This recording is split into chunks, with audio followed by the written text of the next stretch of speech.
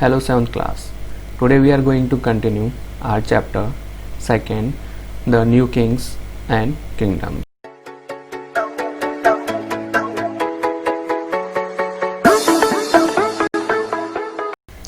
तो स्टूडेंट आगे देखते हैं।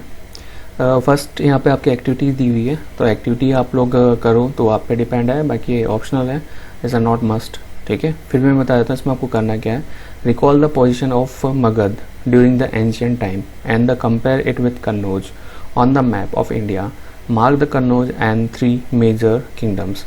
पहली चीज़ तो ये करना है आपको, मगध जो पर्टिकुलर एंशियंट टाइम पे हुआ करता था, एक बोल सकते हैं प्लेस का नाम है, और उसको क्या करना है आपको मैप के ऊपर मेंशन करना है। फिर उसको कंपैरिजन करना है कन्नौज जिसके बारे में हम लोग डिस्कस कर रहे हैं, और देन जब इंडिया के ऊपर आप उसको मेंशन कर लो, फिर उसके कंपैरिजन कर लो, तो उसके बाद में आपको क्या करना है, जो कन्नौज जो पर्टिकुलर आप फाइंड करेंगे मैप के ऊपर, उसके ऊपर आपको 3 वो किंगडम्स के मेंशन करने हैं या मार्क करना है, जो कि लाइक कन्नौज के अंदर उस टाइम पे डायनेस्टी हुआ करती थी। ठीक है, तो हम लोग स्टार्ट करेंगे हमारा मेन पैराग्राफ जो है Rajputas. The Rajputas rule in the north western Deccan in the region around the Nashik. मतलब हम राजपूतास की अगर बात करें तो ऑल ओवर नॉर्थ वेस्ट जो डेक्कन है, या हम लोग बोलते हैं पठार जो है, डेक्कन जो है इधर पठार बोला जाता है, तो उस रीजन का जो नासिक एरिया है पर्टिकुलर, वहाँ पे ये लोग इस्टेब्लिश थे या रहते थे।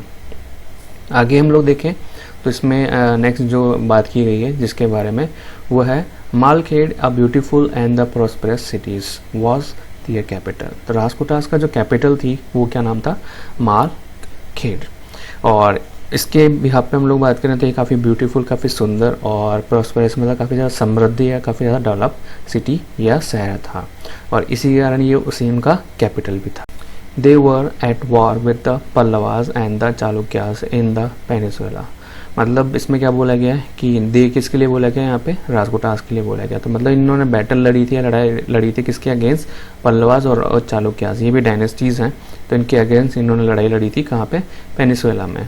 Over and above the in the अघोर, रिपीट, डिलीट करना से पहले वाला, आगे देखिए, ओवर एंड अबव दिस अघोर वर्ष, जिसको हम बोल सकते हैं 814 to 878 CE, attempt to control the north by the capturing Kannauj.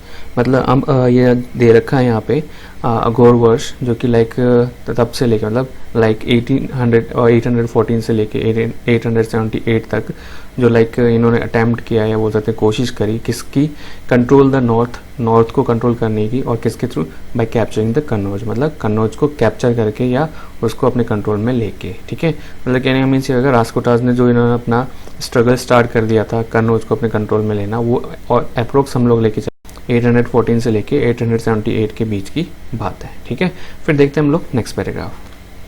तो ये हमने बात करी थी किसके बारे में, राजपूतास के लिए। अब हम लोग बात करेंगे गुर्जर और प्रतिहार, जो कि ऑलमोस्ट हम लोग बोल सकते हैं सेंटर इंडिया या इंडिया के सेंटर में ये स्टैब्लिश थे। ठीक है, अब डिस्कस करते हैं गुर्जर प्रतिहार के बारे में। Gurjara Pratiharas popularly refer to a प्रतिहार्स।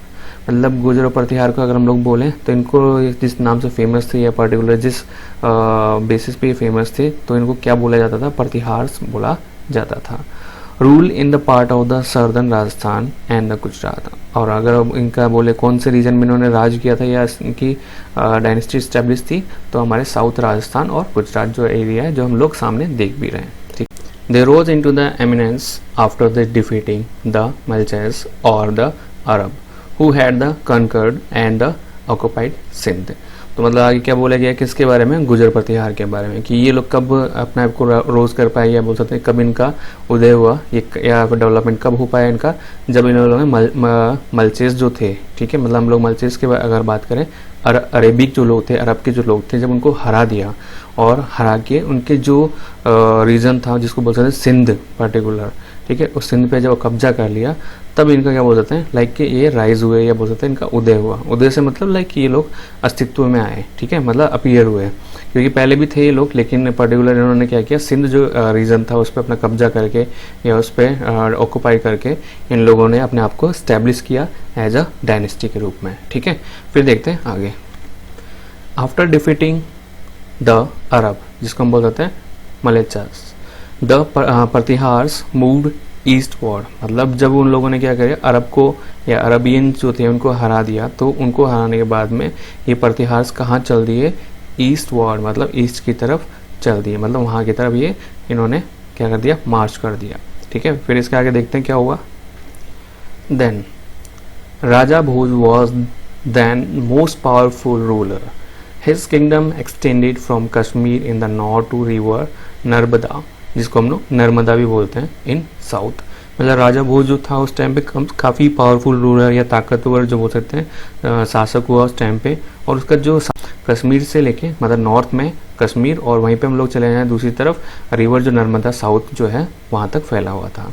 By the end of the 8th century CE he had the conquered Kannauj and made it his capital, but he suffered defeat at the hands of the राजकुटास। मतलब क्या हुआ, उसने जब सब कुछ चीज़ें like उसका extend हो रहा था साम्राज्य वगैरह, या उसको बोल सकते हैं ना काफ़ी ज़्यादा उसने फैला लिया था साम्राज्य अपना, तो क्या हुआ कि आगे जाके उसने क्या किया, कन्नौज जो था उसके ऊपर भी उस पर अपना कब्जा कर लिया था, मतलब उसके ऊपर भी उस पर ऑक्यूपाइड कर चुका था। लेकिन क्या हुआ, आगे जाके उसे डिफीट कर दिया गया, मतलब उसे हरा दिया गया, किसके थ्रू, राजकुटास के थ्रू। मतलब उसको क्या सफ़र करना पड़ेगा, क्या प्रॉब्लम फेस करनी पड़ी कि राजकुटास ने उसे हरा दिया।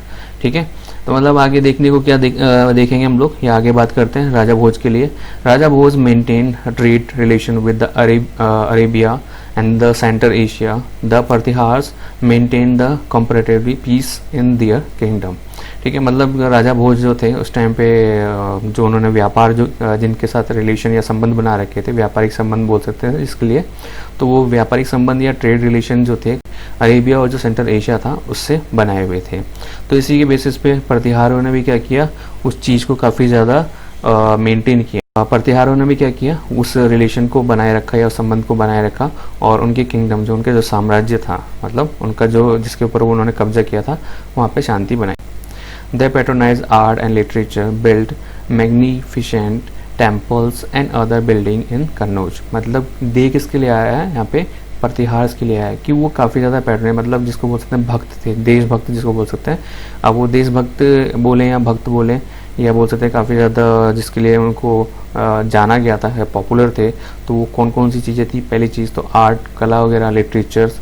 ठीक है, तो ये सारी कुछ चीज़ें यहाँ पे मेंशन की गई है, वो ऑब्जेक्ट्स मेंशन किए गए जिसके लिए वो काफ़ी ज़्यादा जाने जाते थे, फेमस थे। ठीक है, वो चाहे आर्ट हो, चाहे लिटरेचर हो, चाहे अलग अलग जो उन्होंने मोनूमेंट्स बिल्डिंग बनाई थी वो हो, चाहे टेम्पल्स वगैरह हो, सब चीज़ के लिए स्पेशली हम लोग बात करें तो प्रतिहार जो थे फेमस थे, या वो काफ़ी ज़्यादा उसके लिए डेडिकेटेड थे। ठीक है, अब देखो एक ब्लॉक के अंदर पैराग्राफ दिया है, इसको भी हम लोग डिस्कस कर लेते हैं। ठीक है, क्योंकि जब आ ही गया तो इसके बारे में हम लोग देख लेते हैं। We know about the Pratiharas through the writing of as the trader name the Suleman, another Arab traveler named the Al-Masudi mentioned about the great power and the prestige of the Pratihars ruler and the vastness of their empire। क्या बताया गया है, अगर हम लोगों को प्रतिहार के बारे में जानना है या प्रतिहार के बारे में और चीज़ें पता करनी है, या हम लोग पता कर सकते हैं किसके थ्रू, जो ट्रेवलर्स थे जिन्होंने किसके बारे में, गुजर प्रतिहार या प्रतिहार के बारे में लिखा था। तो एक तो पहली बात यहाँ पे बोला गया है किसमें, एक ट्रेडर था, एक व्यापारी था, अरब ट्रेडर जिसको बोल सकते हैं, जो अरब से ट्रेडिंग वगैरह का बहुत सा रिप्रेजेंट करता था, जिसका नाम है सुलेमान। तो उसके थ्रू जो लिखा गया है उसमें प्रतिहार के बारे में चर्चा की गई है, या जो डायनेस्टी है प्रतिहार उसके बारे में बताया गया है। दूसरा जो ट्रैवलर है जिसका नाम है अल मसूदी, उसने भी अपने मेंशन किया है अपने बुक के अंदर कि लाइक उनकी जो ग्रेट पावर, ये जो महान जो शक्तियाँ हैं, और इसके अलावा प्रेस्टीज उनकी जो संबंधी है, या बोल सकते हैं उनकी जो इज्जत थी प्रतिहारों की, रूलर्स वगैरह की, या बोल सकते हैं प्रतिहार जो रूलर्स थे वो काफ़ी ज़्यादा वास्ट थी, मतलब काफ़ी ज़्यादा विशाल थी। ठीक है, मतलब उनका एम्पायर या साम्राज्य काफ़ी ज़्यादा बोल सकते हैं फैला हुआ था। तो ये सारी चीज़ें हम लोग किसके थ्रू पता कर सकते हैं, ये दो नाम दिया है, एक तो ट्रेडर जो कि अरब का ट्रेडर था, दूसरा ही एक अरब का ट्रैवलर था जिसका नाम है। तो वो दोनों ही के बुक के अंदर, या बोल सकते हैं उन्होंने जो लिखा था उसके थ्रू हम लोग प्रतिहार या जो गुजर प्रतिहार उनके बारे में जानकारी प्राप्त कर सकते हैं। ठीक है, आगे देखते हैं। आगे देखो, the decline of the Pratiharas kingdom lead to rise of the smaller kingdoms of the Sisodiyas in Mewar and the Chandelas in Bundelkhand. मतलब क्या बोला गया है, प्रतिहार जो वंश था ना, या गुर्जर प्रतिहार जो डायनेस्टी थी, उनका ख़त्म होने का या डिक्लाइन होने का मतलब फिनिश होने का कारण क्या था?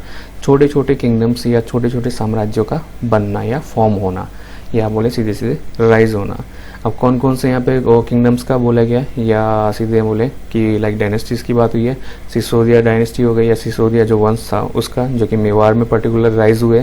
वहीं पे हम लोग दूसरी तरफ बात करें चंदेलास, जो कि बुंदेलखंड के अंदर राइज हुए। तो ये कुछ एग्जाम्पल्स हैं जिसके कारण क्या हुआ, गुर्जर प्रतिहार जो डायनेस्टी थी या प्रतिहार जो डायनेस्टी थी वो धीरे धीरे क्या हुई, डिक्लाइन होना मतलब स्टार्ट हो गई।